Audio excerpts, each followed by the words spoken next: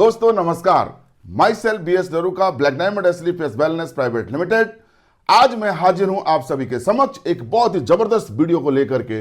और आज का प्रमुख टॉपिक है एनएसी यानी कि न्यू एसोसिएट काउंसलिंग। जी हां दोस्तों, एक फाइटर जो नेटवर्क में जन्म लेता है, कैसे उसे हमारे साथ लंबे समय तक रिटेन किया जाए, कैसे उसे एक विजनरी लीडर के रूप में कन्वर्ट किया जाए, उसके लिए उसकी प्रॉपर काउंसलिंग करना बहुत जरूरी है। दोस्तों आज के एनएसी में हम कवर करेंगे कंपनी की profile, why and how direct selling को मैं क्यों करूं, कैसे करूं, और एडब्ल्यूपीएल में फाइटर का क्या भविष्य है और करियर की कितनी संभावना है। इन तमाम बातों को हम एनएसी में कवर करेंगे। लेकिन सेशन में आगे बढ़ने से पहले दोस्तों, यदि आपको यह वीडियो पसंद आए तो मैं चाहूंगा कि please like, comments and share, और यदि चैनल पर आप नए हैं तो प्लीज सब्सक्राइब करना ना भूलें।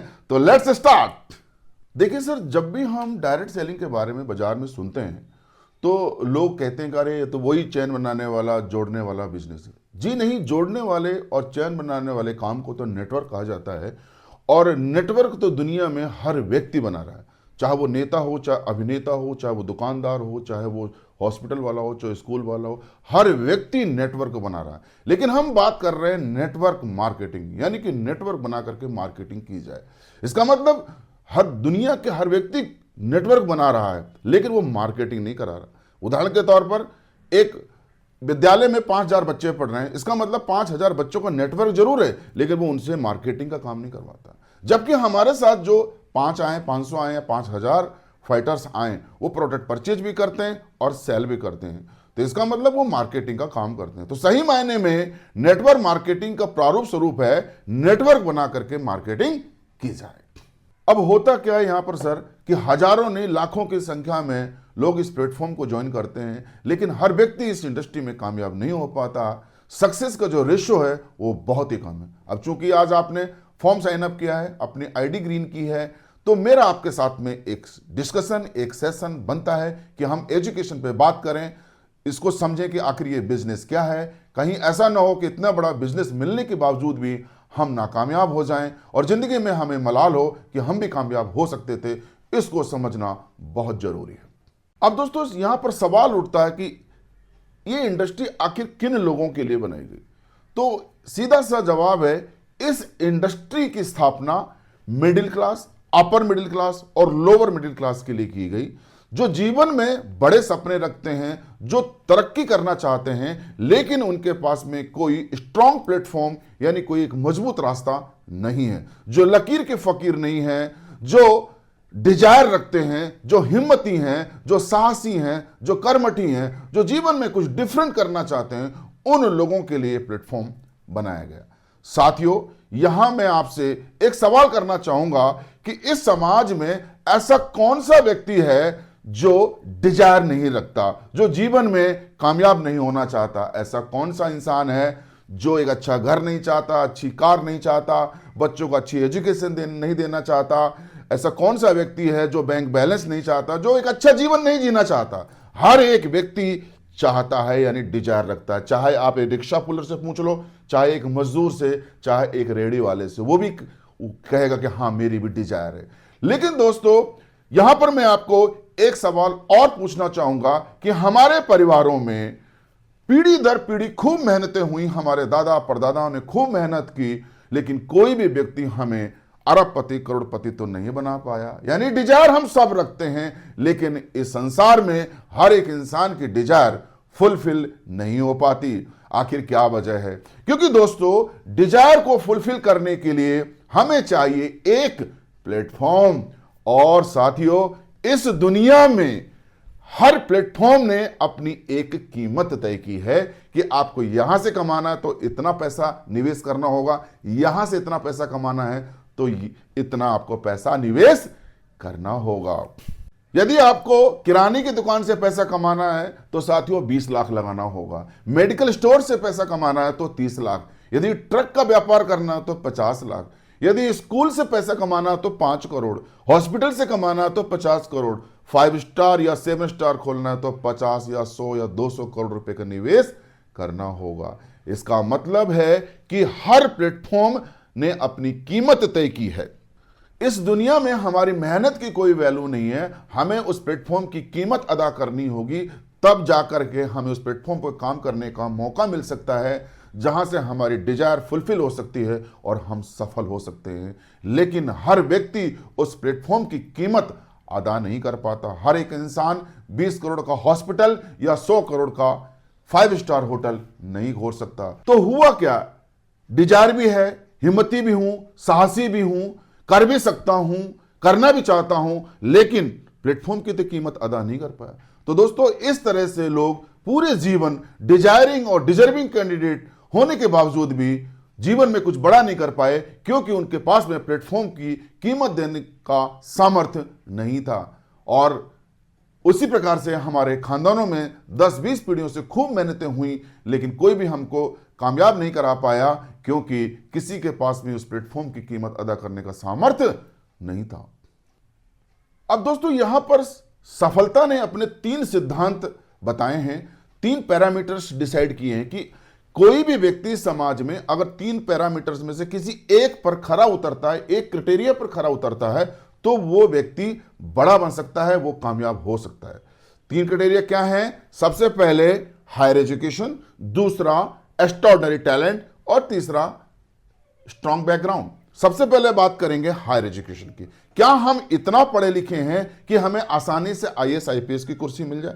क्या हम इतना पढ़े लिखे हैं कि हम फॉरेन से पढ़ करके आए हैं, यानी कि कैम्ब्रिज विश्वविद्यालय इंग्लैंड, हार्वर्ड यूनिवर्सिटी अमेरिका से पढ़ के आए हैं, तो आसानी से इंडिया में हमें लाखों का पैकेज मिल सकता है? लेकिन अपने आप से बात करना होगा, क्या वाकई में हम दोस्तों इतने पढ़े लिखे हैं? जी नहीं। हम कहीं न कहीं साधारण स्कूलों से पढ़ करके बड़े हुए हैं, भैंस की पूंछ पकड़ी है, जिंदगी में आगे बढ़े हैं, तो हमें तो कोई लाखों का पैकेज देने से रहा। तो इस पहले क्राइटेरिया पर, पहला पैरामीटर्स पर हम खरे नहीं उतर रहे। दूसरा है एक्स्ट्राऑर्डिनरी टैलेंट, यानी कि हमारे अंदर इतनी प्रतिभा है, बहुमुखी प्रतिभा के धनी हैं, तो ज्यादा पढ़ाई लिखाई की जरूरत नहीं है। जैसे कि dancer, singer, painter, cricketer, wrestler, poet, यदि हमारे अंदर वो हुनर है, वो स्किल है, यदि हमें विराट कोहली की तरह चौका छक्का लगाना आता है, उस तरह की क्रिकेट खेलनी आती है, या फिर हमें शाहरुख खान की तरह एक्टिंग करनी आती है, या जुबिन नौटियाल की तरह हमें गाना गाना आता है, तो दोस्तों ज्यादा पढ़ाई लिखाई की भी जरूरत नहीं है, फिर भी आप बड़े बन सकते हो। तो वो हमें अपने आप से बात करना होगा कि क्या मैं इस कसौटी पर खरा उतर रहा हूं? नहीं उतर रहे। हमारे अंदर एवरेज टैलेंट है दोस्तों, औसत टैलेंट है। तो दूसरा पैरामीटर्स पे हम लोग खरे नहीं उतर रहे। तीसरा पैरामीटर है स्ट्रॉन्ग बैकग्राउंड। क्या हमें क्या विरासत में कोई पूंजी मिली है, या हमारा बैकग्राउंड इतना स्ट्रांग है कि हम कोई नेता, अभिनेता या कोई उद्योगपति की संतान है, जहां से हमें लाखों करोड़ों रुपए विरासत में मिली है, तो हम कोई फैक्ट्री कारखाना खोल सकते हैं और आसानी से पैसा कमा सकते हैं। कहते हैं लक्ष्मी से लक्ष्मी कमाई जाती है। जी नहीं। तो दोस्तों, यहां पर हम बहुत ही सिंपल परिवारों में, निर्धन परिवारों में, गरीब मजदूरों के परिवारों में हमने जन्म लिया है, तो विरासत में हमें कोई पूंजी नहीं मिली है जिससे हम पूंजी से पूंजी बना सकें। तो दोस्तों, यहां पर यह समझना होगा कि तीनों क्राइटेरिया पर मैं क्या किसी एक पर भी खरा उतर रहा हूं? नहीं। तो क्या हुआ? 8 से 8 हमने नौकरियां की, दुकानें खोली, खेत खलिहानों में मजदूरी की, और पूरा जीवन ये सोचते सोचते निकल गया कि मेरे पास भी एक दिन एक अच्छा घर होगा, एक अच्छी कार होगी, बच्चों को अच्छी एजुकेशन दूंगा, मैं भी दुनिया के सारे उपभोग करूंगा, सारी सुख सुविधाओं का भोग करूंगा और एक अच्छा जीवन जी करके इस दुनिया से जाऊंगा। लेकिन नहीं जी पाते हैं लोग, क्योंकि हर व्यक्ति इन तीनों क्राइटेरिया को फुलफिल नहीं कर पाता। मैं आपको बताता हूं कि 2009 में जब मैं इस इंडस्ट्री में आया, तो मुझे भी कुछ यही बातें बताई गई थी, और मैं इस बिजनेस के प्रति बहुत ही अट्रैक्ट हुआ, कन्विंस हुआ और कन्वर्ट हुआ। मैंने अपना भविष्य देखा था, मैंने अपने यहां पर फ्यूचर लगाया।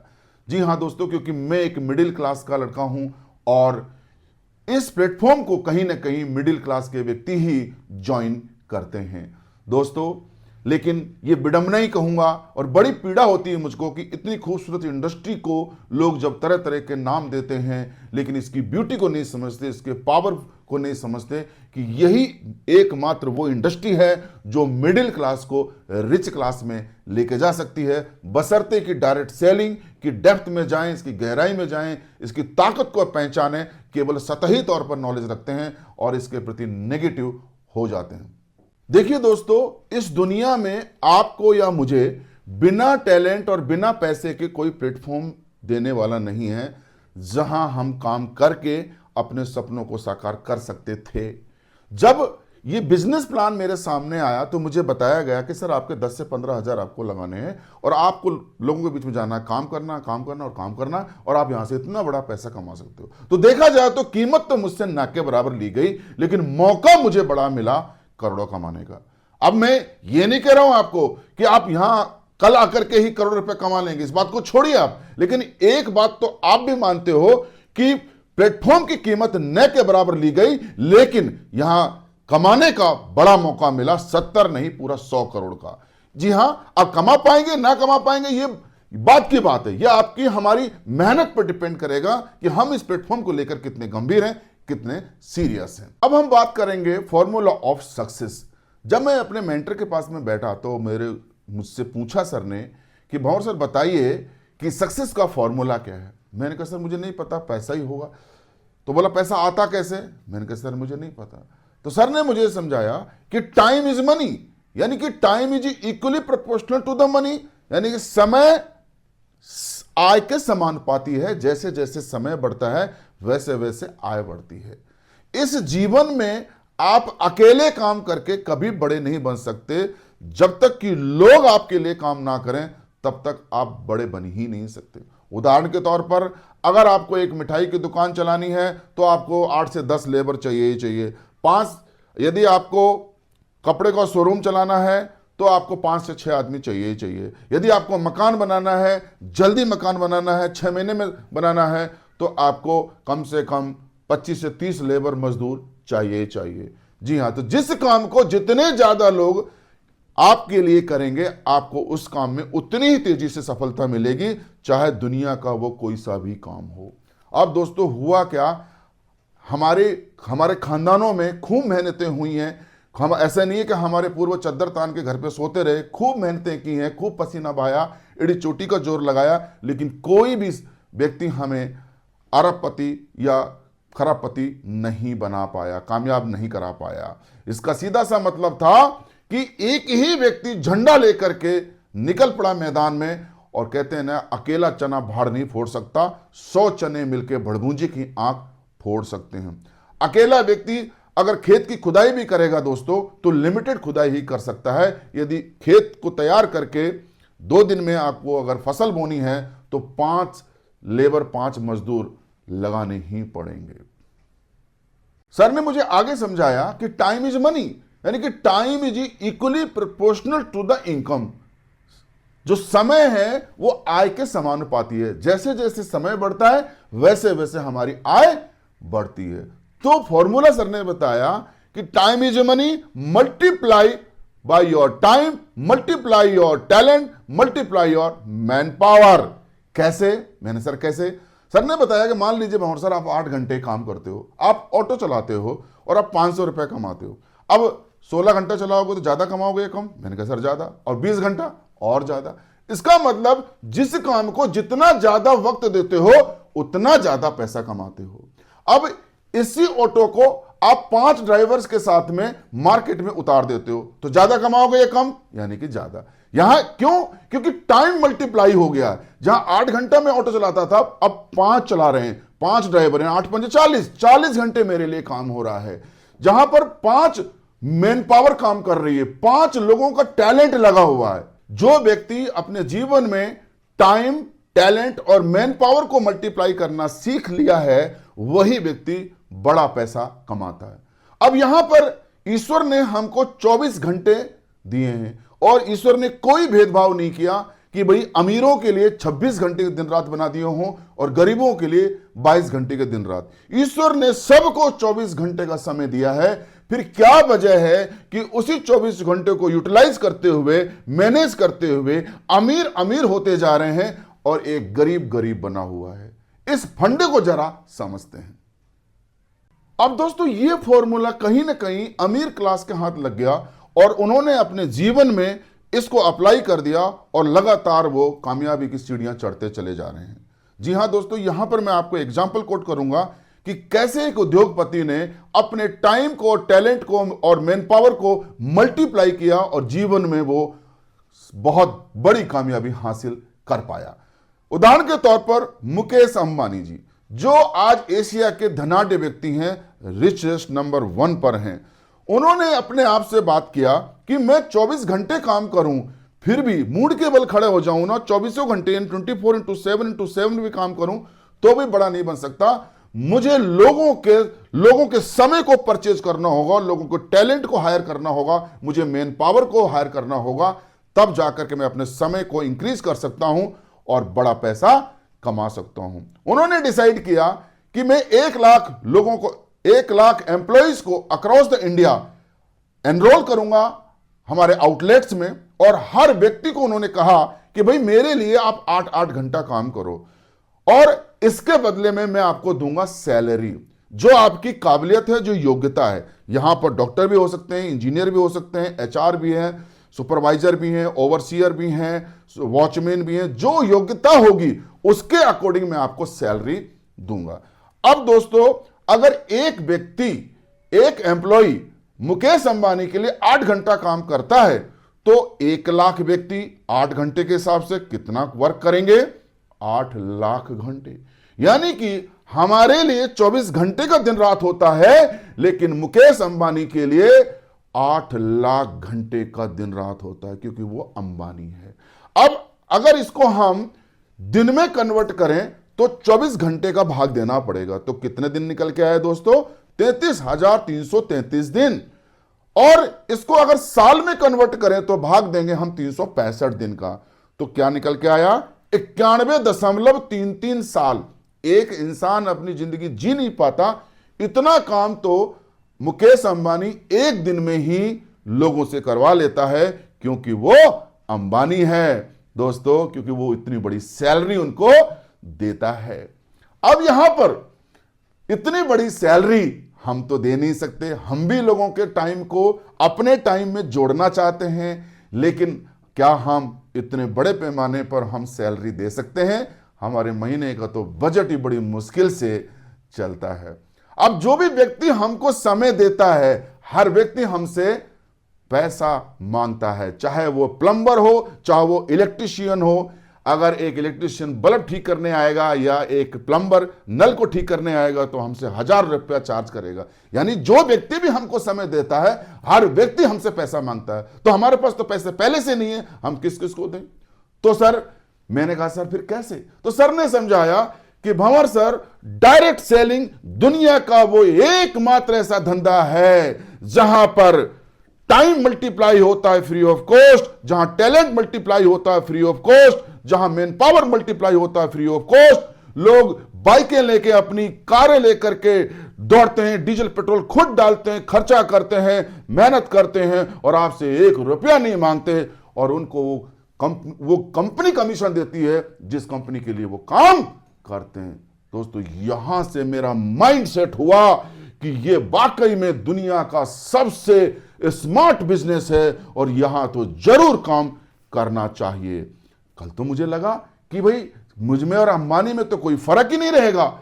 यस, कल मेरा नेटवर्क भी 1 लाख का हो जाता है और हर एक फाइटर अपने लिए 8 घंटा काम करता है, तो मेरे लिए भी 1 लाख को 8 घंटे से गुणा करो, वही 8 लाख घंटे काम हो रहा है जो मुकेश अंबानी के लिए हो रहा है। वही 33,333 दिन का काम मुकेश अंबानी के लिए, वही 33,333 दिन का काम मेरे लिए, वही 91 साल का काम मुकेश के लिए, वही 91 साल का काम मेरे लिए। इसका मतलब मुकेश अंबानी में और मेरे में तो कोई फर्क नहीं है।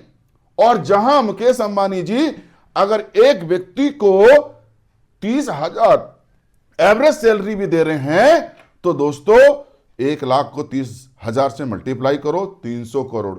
300 करोड़ की सैलरी देकर के लोगों को समय को परचेज कर रहे हैं। दोस्तों, जिस बिजनेस में, जिस प्लेटफॉर्म में मुझे 300 करोड़ की सैलरी बचाने का मौका और 1 लाख लोगों से फ्री में काम करवाने का अवसर मिल रहा है, वहां से मेरा माइंड सेट हुआ। मैं समझ गया कि what is direct selling, why direct selling, direct selling क्यों करना चाहिए। यही एक प्लेटफॉर्म है जो मिडिल क्लास को रिच क्लास में लेकर जा सकता है, अमीर बना सकता है। दोस्तों जब मुझे ये बताया गया कि बहुत सारे यहाँ पर आपके 15-16 हज़ार रुपये लग रहे हैं और इसके बदले में आपको प्रोडक्ट मिलेंगे और आपको एक यूनिक आईडी और पासवर्ड मिलेगा, तो ये बात मेरे को ज़्यादा क्लिक नहीं की। लेकिन जब मुझे फर्दर बताया गया कि एक मल्टी लेग जनरेशन प्लान है और जैसे ही आप दो ग्रुपों में एसए और एसजीओ में 100 एसपी से आप दो लोगों को ज्वाइन करवा देते हो, मान लीजिए कि आपने एसएओ में ए नाम के व्यक्ति को 100 एसपी से और एसजीओ में आपने बी नाम के व्यक्ति को 100 एसपी से ज्वाइन करा दिया, तो आपको 500 एसईओ से और 500 एसजीओ से यानी 1000 रुपए का कमीशन आएगा। ये बात भी मेरे को ज्यादा क्लिक नहीं की, क्योंकि मैं काम करूंगा तो मुझे कमीशन आएगा। लेकिन जब मुझे फर्दर बताया गया कि ए नाम का व्यक्ति सी और डी को ज्वाइन कराता 100 एसपी से और बी नाम का व्यक्ति ई और एफ को ज्वाइन कराता 100 एसपी से, तो आपको बिना काम के 2000 का कमीशन आएगा। मैंने कहा अच्छा। फिर आगे बताया कि जब 2-4 को ज्वाइन कराएंगे तो 4000 का कमीशन, 4 जब 8 तो 8,000, 8 जब 16 तो 16,000, 16 जब 32 तो 32,000, 32 जब 64 तो 64,000, 64 जब 128 तो 1,28,000। तो मैंने कहा भाई रुको, थम, एक बात बताइए कि जब ये 8,000 आएंगे, 16 आएंगे, 32 आएंगे, तो क्या मुझे यहां से कुछ कमीशन देना पड़ेगा? तो मुझे सर ने समझाया कि नहीं, आपको 1 रुपया भी, सिंगल पेनी भी आपको कमीशन नहीं देना। उन व्यक्तियों को कमीशन कंपनी देगी जिस कंपनी के लिए काम कर रहे हैं। दोस्तों यहां से मेरा माइंड मेकअप हुआ, यहां से मेरा माइंड सेट हुआ कि यार ये काम दुनिया का सबसे खूबसूरत काम है, जहां एक बार काम करना और जिंदगी भर इनकम आ सकती है। यानी काम करो एक बार, इनकम आए बार बार। ये बात मेरे को समझ में आ चुकी थी। अब उदाहरण के तौर पर मान लीजिए मेरी 1 लाख की टीम हो जाती है, 50,000 की टीम मेरे एसईओ में और 50,000 की टीम मेरे एसजीओ में, और हर एक फाइटर अपने लिए 8-8 घंटा काम करता है। तो सिंपल सी बात है दोस्तों, यानी कि कितने घंटे काम हो रहा है मेरे नेटवर्क में, यानी 1 लाख व्यक्ति 8 घंटे के हिसाब से 8 लाख घंटे काम कर रहे हैं। ठीक उसी पैटर्न पर जैसे मुकेश अंबानी के नेटवर्क में काम हो रहा था। दोस्तों यहीं से इस बिजनेस की खूबसूरती और इस बिजनेस की परिपक्वता को मैं समझ चुका था कि वाकई में ये बिजनेस बहुत स्ट्रांग बिजनेस है। यहीं से मैं समझ चुका था कि ये बिजनेस वाकई में स्ट्रांग है और यहां से एक बहुत बड़ी कामयाबी आ सकती है। अब यहां पर मान लीजिए कि 200 लोग मेरे एसईओ में और 200 मेरे एसजीओ में एक्टिव हैं और हर एक फाइटर प्रत्येक सप्ताह 100 एसपी के आईडी ग्रीन कराता है, तो यानी कि 20,000 एसपी ग्रीन होते हैं मेरे एसईओ में और 20,000 मेरे एसजीओ में, तो 2 लाख पर वीक मैं यहां से कमा सकता हूं, यानी महीने का 8 लाख कमाने का अवसर है। दोस्तों यहां से मेरा माइंड सेट हो गया कि वाकई में ये बहुत ही पावरफुल और स्ट्रांग बिजनेस है और यहां पर ये बिजनेस को जरूर करना चाहिए। दोस्तों आज यदि आपको ये फॉर्मूला समझ में आ गया तो आपको लगेगा कि वाकई में अलादीन का चिराग आपके हाथ में लग गया है और आप यहां से अपना एक अच्छा भविष्य, एक बहुत बड़ा करियर बना सकते हैं। अब दोस्तों बात करते हैं कि यहां काम करता कौन है। तो मैं आपको बता दूं कि इस समाज में 3 प्रकार की मानसिकता के लोग रहते हैं। There are 3 types of state of mind. अब जैसे मैं आपसे बात कर रहा हूं, मुझे पता नहीं आपका स्टेट ऑफ माइंड क्या है, लेकिन मैं इतना बता सकता हूं कि कौन सा स्टेट ऑफ माइंड इस बिजनेस में कामयाब होता है। जी हां, 3 मानसिकता वाले लोग कौन कौन से होते हैं, तो बात करते हैं। सबसे पहले एडजस्टमेंट कैटेगरी, दूसरी है सेटिस्फैक्टरी कैटेगरी और तीसरी है विजनरी इमोशनल पीपल। सबसे पहले बात करेंगे हम एडजस्टमेंट की। इस वर्ग विशेष के वो व्यक्ति होते हैं जो जीवन के किसी भी मोड़ पर अपने आप को एडजस्ट कर लेते हैं। वो 10,000 महीने का कमा लें, 15 कमा लें या 5,000, उसी में अपने आप को एडजस्ट कर लेते हैं। वो सुबह उठते हैं और शाम तक काम करते हैं। पैसा क्यों कमाना है इस बात से उनका कोई सरोकार नहीं होता, जितने में है उतने में अपने आप को एडजस्ट कर लेते हैं। जैसे उदाहरण के तौर पर एक परिवार में 4 प्राणी हैं, हस्बैंड वाइफ और 2 बच्चे। अब उनके लिए कम से कम 3-4 कमरों का मकान तो चाहिए, लेकिन नहीं है तो कोई बात नहीं, 1 कमरा भाड़े पे लेकर के पूरा जीवन निकाल लेंगे और लाइफ को एडजस्ट कर लेंगे। 4 इंसानों के लिए 4 बेड चाहिए, नहीं है तो कोई बात नहीं, एडजस्ट कर लेंगे, 2 बेड खरीद लेंगे और 2-2 सो जाएंगे। बीवी ने कहा कि आज तो पनीर खाने का मन कर रहा, लेकिन पनीर के पैसे नहीं है तो कोई बात नहीं, वो दाल खा के सो जाता है, यानी एडजस्ट कर लेते हैं। आपने कई बार भिखारियों से अब बात करना और बोलना कि भाई तुम ऐसे क्यों घूमते हो, अपना कोई घर बना लो। बोला क्या जरूरत है भाई, ये फ्लाईओवर है ना, इसके नीचे आराम से जिंदगी एडजस्ट हो रही है। आपने कई बार देखा होगा कि बस और ट्रेनों में बहुत ज्यादा भीड़ भड़का होता है, तो वहां पर भी लोग अब ऐसे थोड़ा एडजस्ट करना, मतलब बात चल रही है कि जिंदगी में कुछ लोग ऐसे होते हैं जो एडजस्ट करते हैं, और जब एडजस्टमेंट की मानसिकता बन गई तो दोस्तों ये बिजनेस में वो कामयाब नहीं हो सकते हैं, क्योंकि डोंट टेक अदरवाइज, इसको समझना बहुत जरूरी है। क्योंकि जब एडजस्टमेंट की आदत पड़ गई तो ये बिजनेस दे दो, दूसरा कोई बिजनेस दे दो, फ्री का बिजनेस दे दो, 4 और बिजनेस दे दो, मैं कह रहा हूं गाड़ी घोड़ा से भी मदद कर दो, उनकी पेट्रोल डीजल भी डाल दो, उनकी गाड़ी में पैसे से मदद कर दो, वो लोग नहीं करेंगे, नहीं करेंगे, नहीं करेंगे, क्योंकि उनकी मानसिकता एडजस्टमेंट की बन गई है। तो कहने का अर्थ ये हुआ, इसको समझना बहुत जरूरी है। अब इसको अदरवाइज ना लें कि, लेकिन इसको समझना बहुत जरूरी, कहीं ऐसा ना हो कि सोने की खान पे बैठ भी गए और मां भी मूंगफली बेच डाली। तो इसको समझना बहुत जरूरी है कि एडजस्टमेंट कैटेगरी के कौन से लोग होते हैं। ये वो लोग होते हैं जिनको अपने बच्चों को स्कूल भी भेजेंगे ना तो वो फॉर्मेलिटी के तौर पे भेजेंगे। यस, अच्छा स्कूल मिल गया तो ठीक, नहीं मिला तो ठीक। इसका मतलब है कि बच्चों को, अगर बच्चे सरकारी स्कूल में पढ़ गए तो ठीक, कॉन्वेंट में पढ़ गए तो ठीक, पास हो गए तो ठीक, फेल हो गए तो ठीक, कोई बीमार हो गया तो ठीक, उनको इलाज मिल गया तो ठीक, नहीं मिला तो ठीक, बच गया तो ठीक, मर गया तो ठीक। मतलब इस प्रकार की कैटेगरी के लोग जिनकी एडजस्टमेंट की मानसिकता है, कम से कम वो इस बिजनेस में वो कामयाब नहीं हो सकते। अब दोस्तों हम बात करेंगे दूसरी कैटेगरी सेटिस्फैक्टरी मोड के लोगों की। इस वर्ग विशेष के वो लोग होते हैं जो जिंदगी में किसी एक मुकाम पर जाकर के ठहर जाते हैं, रुक जाते हैं, अपने आप को संतुष्ट कर लेते हैं। इसमें डॉक्टर्स, इंजीनियर्स, टीचर्स हो सकते हैं। हो सकता है वो महीने के लाख, सवा लाख, 1.5 लाख रुपया कमा रहे हों, और जब हम उनको प्लान दिखाने जाते हैं तो वो हमको ही समझा करके वापस भेज देते हैं और कहते हैं कि यार हमें इस बिजनेस की जरूरत क्या, मैं तो पहले से लाखों रुपया कमा रहे हैं। तो सेटिस्फैक्टरी मोड के लोग कुछ इस प्रकार के होते हैं जैसे ठहरा हुआ पानी, रुका हुआ इंसान सड़ जाता है। तो दोस्तों मैं इतना ही कहूंगा कि वो चाहते तो जिंदगी में बहुत तरक्की कर सकते थे, उनके अंदर टैलेंट तो था, पोटेंशियल तो था, 1 लाख को 10 लाख में कन्वर्ट कर सकते थे, करोड़ में कन्वर्ट कर सकते थे, लेकिन वो रुक गए हैं, ठहर गए। एक मुकाम पे पहुंचने के बाद उन्होंने आगे बढ़ने की सोच ही नहीं बनाई है। वो 1 लाख, सवा लाख कमाने को बहुत बड़ी उपलब्धि समझते हैं, लेकिन हकीकत में कहूं तो 1 लाख, सवा लाख कमाने वाला इंसान अपने शहर में एक साधारण सा मकान नहीं बना सकता, क्योंकि एक साधारण सा मकान बनाने के लिए कम से कम 50 लाख चाहिए। 1 लाख कमा रहे हो आप महीने को तो 50,000 ईएमआई में चले गए, 20-25 हजार की 4 व्हीलर की ईएमआई देनी होगी। अब बचे हुए 20-25 हजार में एक इंसान अपने बच्चों को क्या खिला लेगा और क्या उसके लिए भविष्य की प्लानिंग बना लेगा।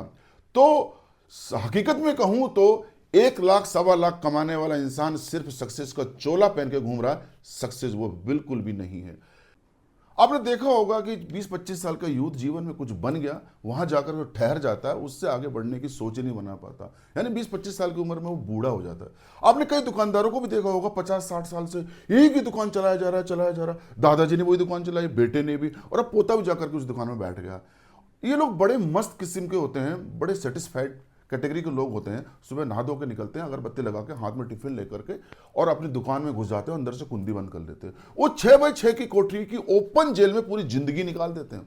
और इसे पूछोगे सर आपने क्या किया जीवन में, तो ये कहेंगे अरे सर हमने जीवन में बहुत कुछ किया। यदि आपने कुछ किया होता तो अपनी एक दुकान की 10 सीरीज क्यों नहीं बनाई, आप अपने बिजनेस को आपने 10 शहरों में विस्तार क्यों नहीं किया, आपने फ्रेंचाइजी क्यों नहीं खोली। लेकिन वो रुक गए हैं, ठहर गए हैं। दोस्तों जो संतुष्ट हो गए हैं, यानी कि संतुष्टि में तो कहूंगा एक भयानक रोग है, कैंसर से भी भयानक रोग है। कैंसर का इलाज मिल जाएगा लेकिन संतुष्टि का इलाज नहीं मिलेगा।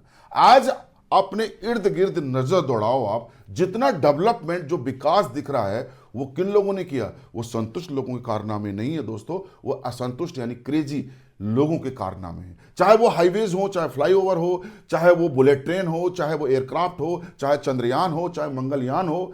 दोस्तों आज जो भी देखोगे आप, गगनचुंबी इमारतें हैं, चाहे डुप्लेक्स है, चाहे विलास है, ये अनसेटिस्फाइड क्रेजी लोगों के कारनामे हैं। जो संतुष्ट लोग थे वो तो झोपड़े में मर गए, लेकिन कुछ लोग असंतुष्ट थे क्योंकि उन्हें झोपड़ी पसंद नहीं थी, उन्हें डुप्लेक्स पसंद था, उन्हें air condition flat penthouse पसंद था। तो दोस्तों उन लोगों ने वो कारनामे किए। जो झोपड़े में मर गए, लालटेन में खुश थे, मस्त थे, बोला यार हम तो इसी में मस्त थे। तो कभी बिजली आती क्या, मुझे बताओ आप। यानी कि जो डेवलपमेंट हुआ वो क्रेजी लोगों ने किया, असंतुष्ट लोगों ने किया। एक साइकिल पे चलने वाला इंसान जिंदगी में अगर सेटिस्फाइड था कि यार मैं तो मस्त हूं साइकिल में, तो दोस्तों कभी बाइक नहीं बनती। बाइक वाला संतुष्ट हो जाता कि यार तो पेडल भी नहीं देने पड़ रहे, आगे आराम से बढ़ता चला जा रहा हूं, तो कभी कार आती क्या। कार वाला यदि जीवन में संतुष्ट हो जाता तो मुझे समझा दीजिए कि ये लग्जरी कार आती क्या। लग्जरी कार वाला यदि संतुष्ट हो जाता तो क्या हेलीकॉप्टर, हवाई जहाज, एयरक्राफ्ट आते क्या। यानी कि जिंदगी एक सतत प्रक्रिया है, प्रोग्रेसिव माइंड से इंसान को आगे बढ़ते रहना चाहिए। इस प्रकार की कैटेगरी के जो लोग होते हैं ना, वो अपने जुमले भी बना लेते हैं। कैसे, क्या कहेंगे, अरे cut your coat according to cloth, जितनी चद्दर उतनी पैर पसारो। क्यों भाई, चद्दर तेरी छोटी पड़ रही तो बड़ी कर ले, 4 गुनी कर ले। एस्क्लेपियस वेलनेस प्राइवेट लिमिटेड जो तेरे को ताकत दे रही है, लेकिन इस चद्दर को बड़ी करने के लिए ना पसीना बहाना पड़ेगा, मेहनत करनी पड़ेगी, कंफर्ट जोन से बाहर निकलना पड़ेगा, और उसके लिए इंसान तैयार नहीं है। उसे अपनी चमड़ी से प्यार है। वैसे तो दिन में 4 बार हाथ फिराएगा अपने बच्चों पर, अपनी वाइफ पर कि I love my son, I love my daughter, I love my darling, लेकिन वो आई लव यू का वास्तविक अर्थ नहीं समझ पाता कि अपनों को उसे केयरिंग करनी है, उनको ख्याल रखना है, उन्हें बेस्ट से बेस्ट फैसिलिटीज देनी है, और उसके लिए पैसा कमाना पड़ेगा। तो ऐसे लोग बड़े मस्त होते हैं, उनसे पूछो क्या चल रहा है, दाल रोटी चल रही है, बरसों से सुनते चले आ रहे हैं दाल रोटी, दाल फुलके चले आ रहे हैं, लेकिन कोई ये कहने की जरूरत नहीं कह रहा कि नहीं आजकल तो मैं शाही पनीर खा रहा हूं। लेकिन शाही पनीर खाने के लिए मेहनत करनी पड़ेगी, घर से निकलना पड़ेगा, कंफर्ट जोन से निकलना पड़ेगा। उस कंफर्ट जोन से बाहर निकलने के लिए इंसान तैयार नहीं है। तो इस प्रकार के जो लोग होते हैं ना, उनसे बस यही होगा, अरे यार हमें क्या जरूरत, हमने दुनिया देखी है। सेटिस्फैक्ट्री मोड के लोगों का कहना है कि अपने से नीचे वालों की तरफ देख करके जियो, अपने से ऊपर की तरफ क्यों देखते हो। लेकिन मैं इस बात से सहमत नहीं हूं कि हम नीचे की तरफ ही क्यों देखें, हम ऊपर भी देखेंगे, क्योंकि कुछ लोग हमसे भी अच्छा जीवन इस संसार में जी रहे हैं। लोगों की फिलॉसफी है कि सादा जीवन उच्च विचार, लेकिन मैं इस बात से बिल्कुल भी सहमत नहीं हूं।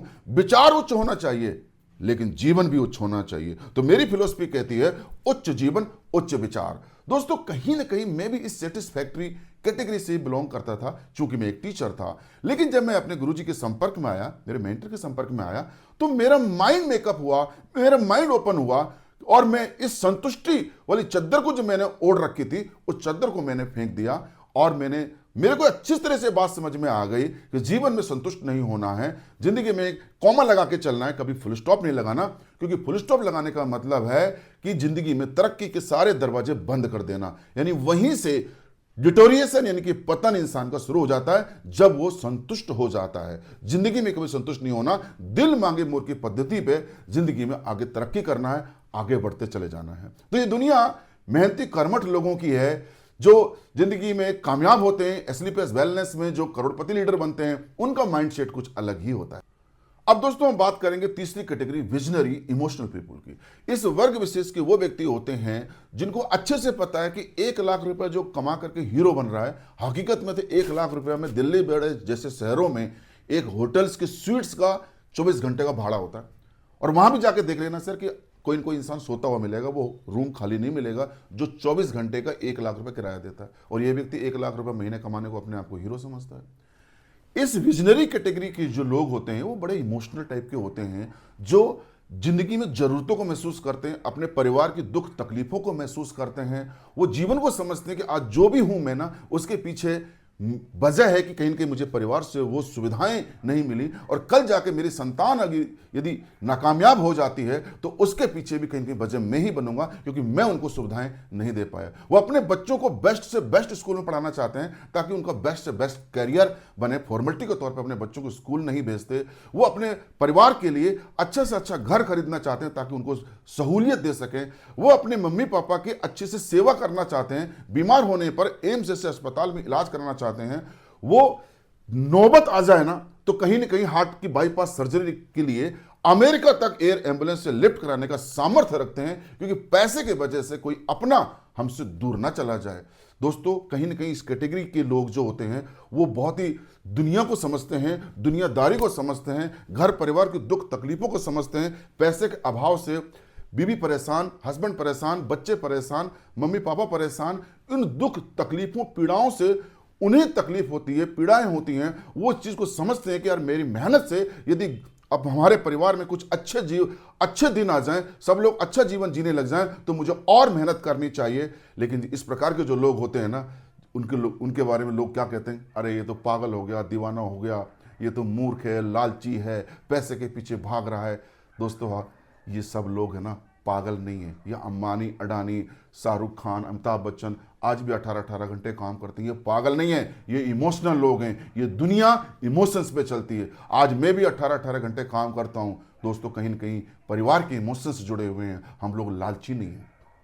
दोस्तों हम लोग लालची नहीं है, हम अपनी चाहतों के लिए काम कर रहे हैं। मैं हमेशा से कहता हूं कि money is a tool to express your emotions and your emotions are connected with your family members, with your wife, with your hubby, with your children, with your parents. पैसा इंसान ना तो खाता है ना पैसे पे सोता है। पैसा सिर्फ और सिर्फ एक जरिया, एक माध्यम है अपनों के चेहरे पर खुशियां लाने का। दोस्तों हम लोग लालची नहीं, हम अपनी चाहतों के लिए काम कर रहे हैं। मैं यहां पर आपसे एक सवाल करता हूं, इस प्लेटफॉर्म से पैसा कमा करके हम एक अच्छा से अच्छा घर खरीदना चाहते हैं, एक वातानुकूलित विला खरीदना चाहते हैं जहां हमारा परिवार अच्छे से सहूलियत से रह सके। इसमें हमारी चाहत है या लालच? मुझे समझा दीजिए। कुछ लोग कहेंगे लालची। इस प्लेटफॉर्म से पैसा कमा करके हम अपने बच्चों को बेस्ट से बेस्ट एजुकेशन देना चाहते हैं ताकि उसका बेस्ट करियर बन सके, एंटरप्रेन्योर बन सके और नौकरी के लिए आगे चल करके ना किसी के आगे हाथ ना फैलाए, भीख ना मांगे। आप समझा दीजिए इसमें हमारी चाहत है या लालच? इस प्लेटफॉर्म से पैसा कमा करके हम अपनी बिटिया के हाथ पीले करना चाहते हैं और उसे संपन्न से संपन्न परिवार में भेजना चाहते हैं ताकि वो रानी बनकर के जीवन जिए, वो दो दो पैसे के लिए रोए ना, मोहताज ना हो दो पैसे के लिए, आंख में आंसू ना लाए, जीवन में कंप्रोमाइज ना करे, खुशियों का गला ना घोंटे, अपने मम्मी पापा पर फक्र करे, गर्व करे कि I love my mom, I love my dad. और जिंदगी में सातों जन्मों में अगर मम्मी पापा बने तो आप ही बने। और जिस दिन बच्ची शादी के बाद यह कह दे कि पापा थैंक यू जिंदगी में इतना कुछ देने के लिए, इतना कुछ करने के लिए, उस दिन जीवन धन्य हो जाएगा। मुझे एक बात बता दीजिए, इसमें हमारी चाहत है या लालच है? कि हम लालची लोग हैं? अदरवाइज 5 लाख में शादी करेंगे, कहां जाएगी बच्ची? एक किसान के घर में जिंदगी भर गोबर का तसला सिर पे रहता है। 20-25 लाख में करेंगे, एक नौकरी पेशा घर पे जाएगी, थोड़ी जिंदगी अच्छी हो जाएगी। लेकिन सोचो कि पैसा आड़े नहीं आए, चाहे करोड़ों रुपए लगाना पड़े, लेकिन मेरी बिटिया को ऐसे घर में, मजबूत घर में भेजूंगा जहां पर वो राजकुमारी की तरह जीवन जिए। मुझे बता दो इसमें चाहत है या लालच? अरे बेटी को इस धरती पे लाया कौन? हम लाए ना, हम माध्यम बने तो उसे एक अच्छा जीवन देने का किसका धर्म बनता है?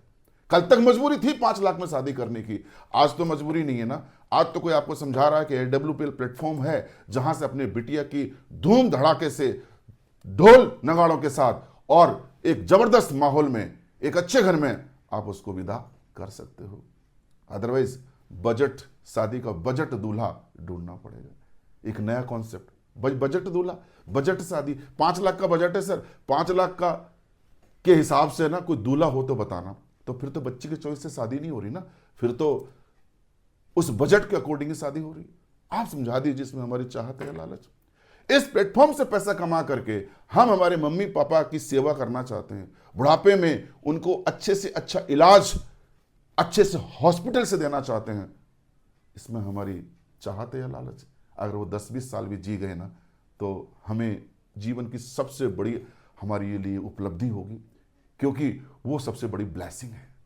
आप समझा दीजिए इसमें हमारी चाहत है लालच? इस प्लेटफॉर्म से पैसा कमा करके हम जीवन में कुछ अच्छे काम करना चाहते हैं, भगवान के पास जाने से पहले कुछ दान पुण्य भी करना चाहते हैं, मंदिर मस्जिद गुरुद्वारा में दान करना चाहते हैं, भंडारे खोलना चाहते हैं, हम प्याऊ खोलना चाहते हैं, गौशाला खोलना चाहते हैं, गरीब कन्याओं को विवाह करना चाहते हैं, कंबल बांटना चाहते हैं, अपने गांव में कुछ विकास के काम भी करना चाहते हैं। हम बहुत कुछ करना चाहते हैं, लेकिन कब होगा? जब हम पैसे कमाएंगे तभी ना। आप मुझे बता दीजिए, अभी तो हमारी खुद की मक्खी नहीं उठ रही। तो कहने का अर्थ हुआ कि इस पुनीत काम के लिए हमारी चाहत छिपी है या लालच छिपा हुआ?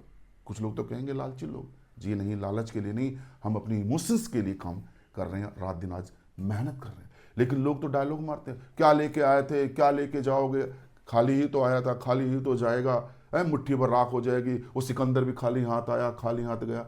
बिल्कुल सही कहा, सिकंदर खाली हाथ आया और खाली हाथ गया। लेकिन एक बात याद रखना, सिकंदर जब तक जिया ना वो राजाओं की तरह जिया, भिखारियों की तरह नहीं जिया।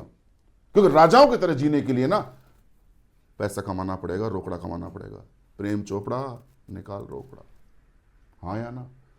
पैसा सिर्फ जिंदा लोगों की जरूरत है, मुर्दा लोगों की जरूरत नहीं है। अरे जब जीवन में आए नहीं थे तो ना आपको जरूरत पैसे की, ना मुझे। मां के पेट में थे तब भी पैसे की जरूरत नहीं थी, ना आपको ना मुझे, बढ़िया खाना मिल रहा था आराम से ठाट से, हाँ या ना? इस धरती पे आए जब पैसे की जरूरत पड़ी, आपको भी मुझे भी, क्योंकि दूध भी चाहिए और चड्डी भी चाहिए। और इस धरती से जाएंगे जब भगवान के पास, ना तो आपकी जरूरत उस पैसे की, ना मुझे। ये नोटों की बंडल, कार की चाबी, बंगले की चाबी, सब यही छोड़ के जाएंगे, आई एग्री। लेकिन आज तो जी रहे हैं ना, तो तो कल लेके नहीं जाएंगे अपने साथ, भगवान के पास ये सारी चीज धरती पे छोड़ जाएंगे, तो उसके लिए आज खराब क्यों करूं? इतनी सी बात हमारे भेजे में क्यों नहीं आती कि मैं कल लेके नहीं जाऊंगा, उसके लिए मैं आज तो मुझे चाहिए ना, आज तो खराब क्यों करूं? इसलिए कहता हूं ना कि पैसा सिर्फ जिंदा लोगों की जरूरत है, मुर्दा लोगों की जरूरत नहीं है। तो दोस्तों, कहीं ना कहीं हम अपनी चाहतों के लिए काम कर रहे हैं, इसके पीछे हमारा कोई लालच छिपा हुआ नहीं। तो सर, यदि आपका स्टेट ऑफ माइंड विजनरी और इमोशनल कैटेगरी का है और आप जीवन में कुछ करना चाहते हो, यदि आप मेरे पास आते हो और कहते हो सर मैं करना चाहता हूं काम मेरे WPL में, तो आने वाले 5 साल में मैं इतने दावे के साथ कह सकता हूं कि आपकी जिंदगी के सारे दुख दर्द यहां से दूर हो जाएंगे और आपकी सफलता की गारंटी मैं लिख करके देता हूं। अब दोस्तों, स्टेट ऑफ माइंड के बाद में बात आती है हमारी सोच की। किसी महाशय ने कहा है कि बड़ी सोच का बड़ा जादू। जिस प्रकार से कमजोर बीज से मजबूत फसल पैदा नहीं हो सकती, ठीक उसी प्रकार से छोटी सोच, कमजोर सोच से जिंदगी में कभी बड़ी सफलता, बड़ी कामयाबी आ ही नहीं सकती। यदि जिंदगी में हम बड़ी तरक्की, कामयाबी चाहते हैं तो हमारी सोच को बड़ा बनाना होगा, हमारी सोच को मजबूत बनाना होगा। ये छोटी सोच और बड़ी सोच आखिर होती क्या है, जरा इसको समझते हैं। दोस्तों, हमारी सोच कहीं ना कहीं कमजोर है। हमें बड़ी चीजों से डर लगता है, हम बड़े डरे डरे से रहते हैं, बड़े सहमे सहमे से रहते हैं। मैं आपसे जानना चाहता हूं, कभी जिंदगी में आप मर्सिडीज या ऑडी के कार के शोरूम में गए? आपको कार खरीदना नहीं है, लेकिन चलो देख के आते हैं यार, एक टेस्ट ड्राइव करके आते हैं। कोई माई का लाल आपको वहां से हटा नहीं सकता, आप स्लीपर में चले जाना आप। लेकिन हमें डर लगता है, घबराहट होती, नहीं नहीं नहीं नहीं, ये बड़ी चीजें हमारे लिए नहीं। जी नहीं, ये बड़ी से बड़ी वस्तुएं आप और हमारे जैसा इंसान इनका उपभोग करता है। कभी आप 5 स्टार या 7 स्टार होटल में घुसने की कोशिश की? कभी लंच डिनर? अरे लंच डिनर तो छोड़ो, एक आध कॉफी पी लेना, कॉफी पे छोड़ो, पानी पी के आ जाना। कोई आपको वहां से उठा नहीं सकता माई का लाल, आपका मौलिक अधिकार है, बैठ के आ सकते हो, देख के आ सकते हो, फील लेके आ सकते हो। लेकिन हमें डर लगता है, हमें घबराहट है, हमें संकोच है, नहीं नहीं नहीं नहीं, ये हमारे लिए नहीं है। कारण सोच कमजोर है, सोच हमारी छोटी। कभी किसी ज्वेलरी की दुकान में गए आप अपनी पत्नी के साथ में, 9 लाख 10 लाख के हार को कभी हाथ में रख करके आपने फील किया कितना वजनी होता है? पत्नी को पहना के देखा कैसी लगती, कैसे दिखती है? लेना नहीं है हमको, हमें कान के ब्रजबाला लेने हैं, हमें तो लेना नहीं है, लेकिन देखते तो सही है कैसी दिखती है, फील तो लेते हैं, लेकिन घबराहट है, संकोच है, डर है, सहमे हुए, नहीं नहीं नहीं नहीं, ये हमारे लिए नहीं है। जी नहीं दोस्तों, हमारे जैसे इंसान इन वस्तुओं को जिंदगी में उपयोग में लेता है। तो ये जो सोच हमारी जो बनी छोटी, ये जो सोच हमारी कमजोर हुई, इसके पीछे एक छोटी सी कहानी है, एक प्रोसेस है। इसके लिए ना तो आप दोषी हो ना मैं दोषी हूं। दोस्तों, कहीं ना कहीं सोच हमें विरासत में मिली है। कभी हमारा जन्म हुआ था, जैसे हम थोड़े से बड़े हुए, बचपन में हमारे जो दोस्त बने वो कमजोर घरों के बच्चे बने। अंबानी अडानी के बच्चे तो हमारे दोस्त बनने से रहे। फिर जैसे बड़े हुए, फिर हमें एक कमजोर सा विद्यालय मिला, फिर कमजोर सा कॉलेज मिला, कमजोर रिश्तेदारी मिली, कमजोर दोस्त मिले, कमजोर बातें हुई और कमजोर हमारी मानसिकता यानी कमजोर हमारी सोच बन गई। ये कहां से मिली?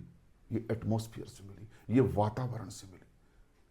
मैं यहां पर आपको एक एग्जांपल देना चाहूंगा कि किस प्रकार से एटमॉस्फेयर एक इंसान की सोच के पीछे जिम्मेदार होता है। एटमॉस्फेयर ही इंसान की सोच को मजबूत और सोच को कमजोर बनाता है। हमें से एग्जांपल देता हूं, जैसे 2 बच्चों ने एक दिन जन्म लिया, एक अरबपति डॉक्टर के घर में और एक साधारण से गरीब निर्धन किसान परिवार में।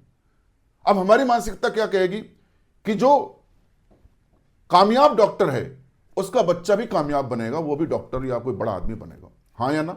और एक गरीब किसान, निर्धन किसान का बच्चा किसान ही बनेगा, यह हमारी मानसिकता कहती है। जी नहीं, गलत बात। एक काम करते हैं, दोनों बच्चों को जन्म लेते ही इंटरचेंज कर देते हैं। डॉक्टर के बच्चे को किसान के घर पर परवरिश के लिए छोड़ते हैं और किसान के बच्चे को डॉक्टर के घर में परवरिश के लिए छोड़ देते हैं। अब मुझे बताओ कौन सा बच्चा तरक्की करेगा, किसान का या डॉक्टर का? किसान का बच्चा तरक्की करेगा। क्यों करेगा? क्योंकि वो करना नहीं था, हमारी मानसिकता के अनुसार तो किसान का बच्चा किसान बनना था, लेकिन वो कामयाब होगा। कारण, वजह, क्योंकि वो जिस घर में गया है ना, वहां वातावरण डिफरेंट है, वहां एटमॉस्फेयर कुछ अलग है। जैसे होश संभालेगा, कंप्यूटर लैपटॉप मिलेंगे, घर में ट्यूशन मिलेगा, अंग्रेजी में पढ़ेगा, कॉन्वेंट में पढ़ेगा, हां या ना? बड़ी बातें होंगी, डॉलर में कमाने की बातें होंगी, कारखाना फैक्ट्री खोलने की बातें होंगी, मर्सिडीज जगुआर की बात होंगी। जैसे बड़ा होगा कॉन्वेंट स्कूल में जाएगा, फिर हायर एजुकेशन के लिए विदेश जाएगा, इंग्लैंड और अमेरिका से पढ़ करके आएगा। उसकी बुद्धि का विकास वैसे होगा, उसका माइंड का डेवलपमेंट वैसे ही होगा। इसलिए कहता हूं एटमॉस्फियर डेवलप आवर माइंड, वातावरण ही हमारे मस्तिष्क का विकास करता है।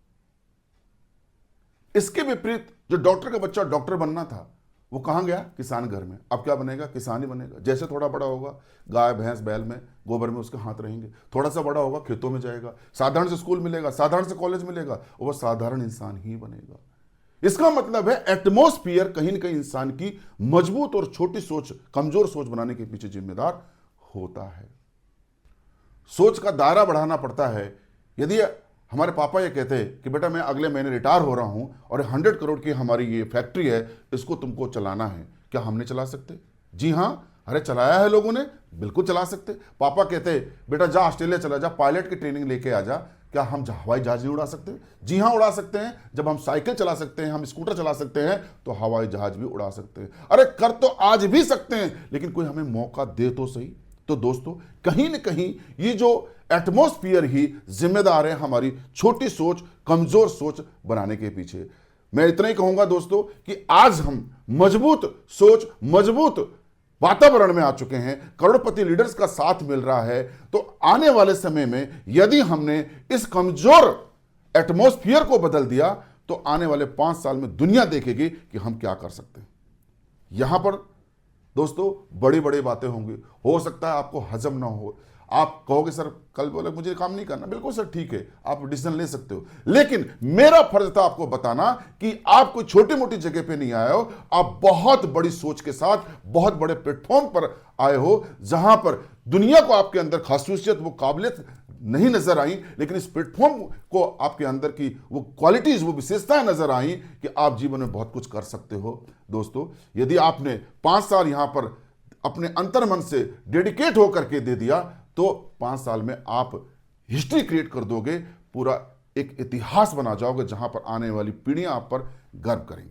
अब दोस्तों बात करेंगे हम how direct selling. Direct selling कैसे की जाए? दोस्तों बहुत ही आसान बिजनेस है और इसकी शिक्षा भी बड़ी आसान है। जिस प्रकार से हम हमारे बच्चों को IAS IPS बनाना चाहते हैं तो क्या हम बनाते हैं? जी नहीं, उन्हें उस विद्यालय में एडमिशन करा देते हैं और टीचर उनको कामयाब कराते हैं। उसी पैटर्न पर आपने हमारे गुरुकुल में एडमिशन ले लिया है। हमारा एक गुरुकुल है FSS फाइटर सक्सेस सिस्टम, जो कि हम हर एक डायरेक्ट सेलर को, हर एक फाइटर को नॉलेज देते हैं, उसको बेस्ट से बेस्ट एजुकेशन देते हैं ताकि आगे चल करके AWPL में वो डायमंड बन सके, करोड़पति लीडर बन सके। कहीं ना कहीं दोस्तों 5 पिलर पर डायरेक्ट सेलिंग चलती है। सबसे पहले बात करूंगा मोटिवेशन, एजुकेशन, पैशन, पैसेंस और डायरेक्शन। पहली बात करूंगा मैं मोटिवेशन की। दोस्तों हमारे घरों में दुख हैं, तकलीफ हैं, पैसे के वजह से बीवी परेशान, हस्बैंड परेशान, बच्चे परेशान। वो दुख तकलीफें हैं, उन दुख तकलीफों से ही इमोशंस जुड़े हुए हैं और वो इमोशंस ही मोटिवेशन को जन्म देते हैं। हाँ या ना? एक किसान 48 डिग्री टेम्परेचर में अपने खेतों में गेहूं काटता है, कहीं ना कहीं परिवार के इमोशन ही उसको मोटिवेट करते हैं। एक फौजी -40 डिग्री टेम्परेचर में ग्लेशियर में पहरा देता है और दुश्मन की गोली को छाती पे झेलता है, कहीं ना कहीं परिवार के इमोशन ही उससे मोटिवेट करते हैं। मानसून के दौरान एक ट्रैफिक हवलदार घुटने घुटने पानी में खड़े होकर के व्हीकल्स को सिग्नल दिखाता है, कहीं ना कहीं परिवार के इमोशंस ही उसको मोटिवेट करते हैं। तो जब हमारे इमोशंस रियल हैं, हम अपने परिवार के लिए कुछ सुख सुविधाएं चाहते हैं, उन्हें एक अच्छी लाइफ देना चाहते हैं, तो निश्चित तौर पर हम मोटिवेट रहेंगे। मैं आपको कितने ही समझा लूं, लेकिन मैं आपको कहूं सर काम कर लो, अच्छा है, अच्छा आप नहीं करेंगे, क्योंकि ये जो मोटिवेशन है ये टेम्परेरी। दोस्तों परमानेंट मोटिवेशन इमोशन से आता है, और जो व्यक्ति इमोशनल है, जो वाकई में रियल इमोशन से जुड़ा हुआ है अपने परिवार के साथ, वो अपने कंफर्ट जोन से बाहर निकलता है और अपने परिवार के लिए कुछ करना चाहता है। वो लोग हमेशा मोटिवेट रहते हैं। तो इमोशंस है तो मोटिवेशन है। अब बात करेंगे दूसरा, एजुकेशन। एजुकेशन हम आपको कोई साइंटिस्ट नहीं बनाएंगे, कोई फॉर्मुलेशन नहीं बताएंगे, कोई यहाँ पर अलजेब्रा नहीं सिखाएंगे। बहुत ही आसान सी शिक्षा है। डायरेक्ट सेलिंग के 8 से 10 टॉपिक हैं जो हम आपको सिखाएंगे, जो हम आपको बताएंगे। हमारा जो गुरुकुल है, यहाँ पर बड़े बड़े टीचर, लेक्चरर, प्रोफेसर हैं जो आपको बेस्ट बेस्ट एजुकेशन देंगे। मैं इतना ही कहूँगा, आपको PhD कराएंगे, आपको डॉक्टरेट कराएंगे। यकीन मानना, आप एक कदम आगे बढ़ाओगे, हम 10 कदम आपकी तरफ बढ़ेंगे। हमारी ऑफलाइन ऑनलाइन हमारी एजुकेशन की क्लासेस चलती हैं। हमारे बहुत सारे ट्रेनिंग के फॉर्मेट्स हैं, जैसे 10 कदम ट्रेनिंग है, BDT है, LDP है, सीक्रेट ऑफ सक्सेस ट्रेनिंग है, LLT है, TTT ट्रेनिंग है। इन ट्रेनिंग, इन वर्कशॉप में आप लगातार शिरकत करते जाना, आप उनको अटेंड करते जाना। आने वाले 5 साल में आपकी सफलता की गारंटी मैं देता हूं। अब तीसरी बात करेंगे हम दोस्तों, पैशन, यानी कि पूरे जुनून के साथ काम करेंगे, पूरी शिद्दत के साथ काम करेंगे। वैसे भी एक फिल्म है ना, ओम शांति ओम फिल्म में शाहरुख खान ने एक डायलॉग दिया है क्या, कि किसी भी चीज को शिद्दत और पैशन से यदि चाहते हो तो पूरी कायनात लग जाती है आपको उससे मिलवाने के लिए। तो दोस्तों, यदि आप अपने प्रोफेशन को मोहब्बत करते हो, प्यार करते हो, AWPL के उसको जीने लगे हो, तो दोस्तों यकीन माने आप डेफिनेटली कामयाब होने वाले हो। सफलता आपके कदमों को। अब चौथा पिलर है पैसेंस, यानी कि धैर्य। जीवन में कोई भी काम करें, हर उसमें हमें धैर्य रखना पड़ता है। जो इंसान धैर्य रखता है वो जिंदगी में कामयाबी के शिखर पर होता है। जो जिसका धैर्य टूट जाता है वो जिंदगी में फेल हो जाता है। मुझे एक बात बताओ, कौन सा ऐसा पेड़ है जिसका बीज शाम को बोया और सुबह तो फल लटक गए हैं? है तो मुझे बता दीजिए। क्या ताजमहल एक दिन में बन गया? जी नहीं। 2 कमरों का मकान 15 दिन में बना सकते हो, लेकिन ताजमहल जैसी बिल्डिंग को बनाने के लिए बरसों लगेंगे। सफलता कोई मैगी नहीं है जो 2 मिनट में तैयार हो जाए। चाइना वॉल एक दिन में बन गई क्या? नहीं। रोम का साम्राज्य क्या एक दिन में खड़ा हो गया क्या? नहीं। किसान क्या 2 दिन में फसल लेके आता? जी नहीं। 6 महीने तक तपस्या करता है। यहां तक कि मां 9 महीने तक अपने बच्चे को कोख में रखती है, 9 महीने का धीरज रखती है, फिर जाकर लल्ला लल्ली उसकी गोद में आता। हाँ या ना? यानी कि जीवन के किसी भी सेक्टर में नजर दौड़ा लो आप, हर जगह पैसेंस यानी धैर्य की जरूरत होती है। अब last not the list, direction. जी हां दोस्तों, डायरेक्शन। जिंदगी में डायरेक्शन का बड़ा महत्व होता है। जिस प्रकार से कहते हैं ना कि दशा बदलना चाहते हो तो जिंदगी में दिशा सही पकड़नी होती है। पानी को सही दिशा दिखा दी जाए किचन की तरफ तो दोस्तों गले की प्यास बुझ जाती है, और वही पानी दिशाहीन हो जाए तो सुनामी लेके आ जाता। हाँ या ना? आग को दिशा दिखा दी जाए चूल्हे की तरफ तो रोटी पक जाती है, पेट भर जाता है, और वही आग दिशाहीन हो जाए तो पूरे गांव और शहर को जला करके राख कर देती है। हाँ या ना? तो जिंदगी में डायरेक्शन दिखाने वाला बड़ा इंपॉर्टेंट होता है। आपने देखा होगा हिंदी फिल्मों में जो डायरेक्टर, जिन डायरेक्टर्स के डायरेक्शन गजब की होती है, वो फिल्में सुपर डुपर हिट हो जाती है।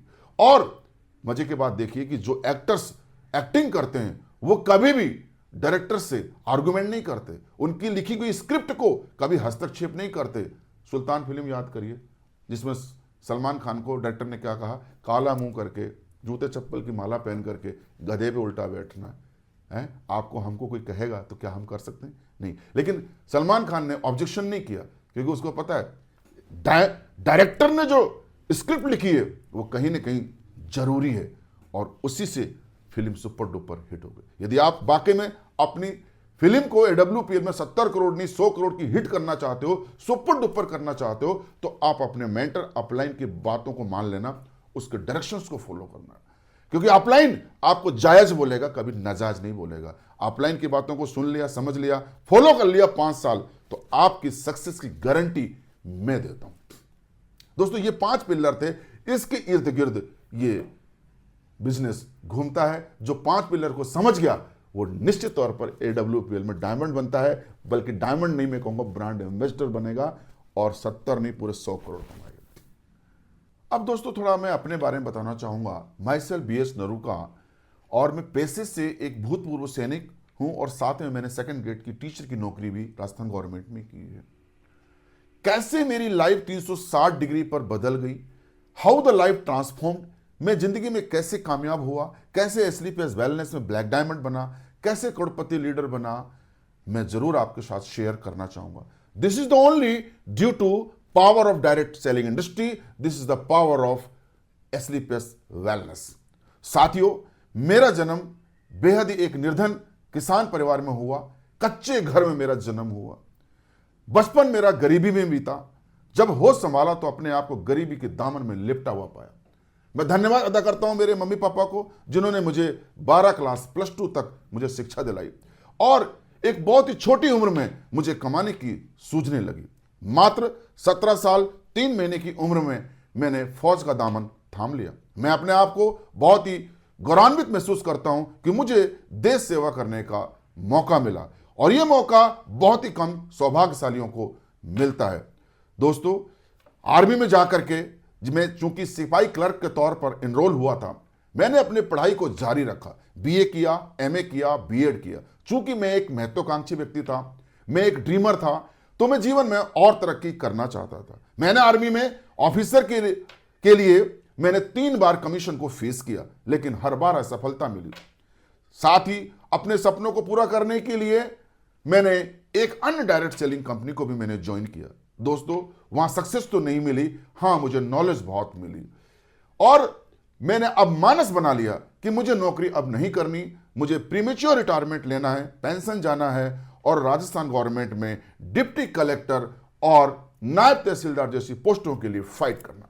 अच्छी मेहनत करने के बावजूद भी दोस्तों एक बार फिर से असफलता मेरे सामने खड़ी थी। जी हां, हालांकि मैंने आरएस में प्री, मेंस और इंटरव्यू तक भी मैं गया, लेकिन मैं सक्सेस नहीं हुआ। फाइनल मेरा सिलेक्शन नहीं हुआ। लेकिन दोस्तों मैंने हिम्मत नहीं हारी, लेकिन इस प्रोसेस में मैं सेकंड गेट का टीचर बन गया। जी हां दोस्तों, सेकंड गेट का टीचर बना और अच्छी खासी सैलरी, राजस्थान गवर्नमेंट में तकरीबन 60,000 की सैलरी। सब कुछ ठीक ठाक चल रहा था, लेकिन कहीं ना कहीं मैं अपने आप से संतुष्ट नहीं था, क्योंकि मेरे को समझ में आ रहा था कि नौकरी सिर्फ गुजारे के लिए है, नजारे के लिए नहीं है। जी हां, नौकरी से इंसान भूखा तो नहीं मर सकता, लेकिन कभी अमीर भी नहीं बन सकता। माफ करना, ये बातें मेरे को समझ में आ रही थी। कहीं ना कहीं मैं 1 लाख रुपए कमा रहा था। 2017 की बात है।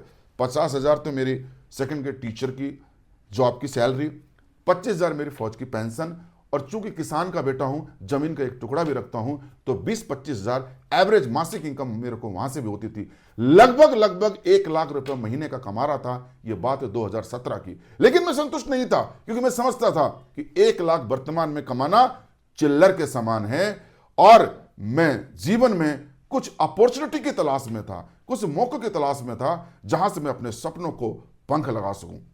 और मेरी मन की मुराद पूरी हुई 2017 में, जब मैं संपर्क में आया।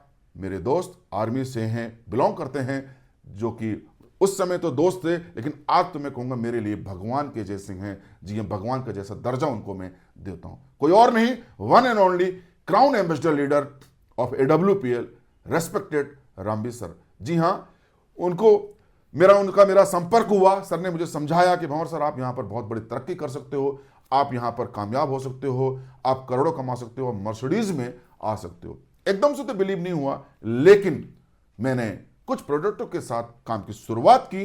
अच्छे रिजल्ट आए। वाइफ को गायनी प्रॉब्लम थी, दूर हुई। वाइफ के रिजल्ट के साथ साथ बच्चों को एलर्जी की प्रॉब्लम थी, उसकी एलर्जी दूर हुई। वहीं से भरोसा बढ़ा, कॉन्फिडेंस बढ़ा और मैंने मानस बनाया कि यहां काम करना चाहिए।